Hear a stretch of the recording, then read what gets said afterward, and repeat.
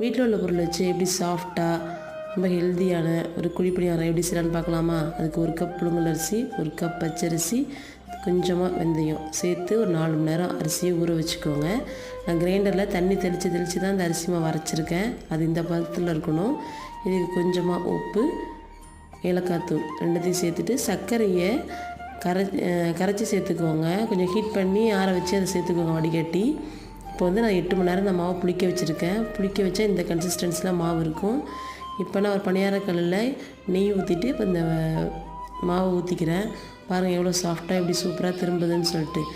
நீங்கள் இது வந்து நல்லா உப்பி வரும் மாவும். நீங்கள் சோடாப்பூ சேர்க்கணுன்னு அவசியமே கிடையாது. மாவு நல்லா உப்பி வந்து நல்லாயிருக்கும், பணியாரம் சாஃப்டாக இருக்கும் சாப்பிட்றதுக்கும்.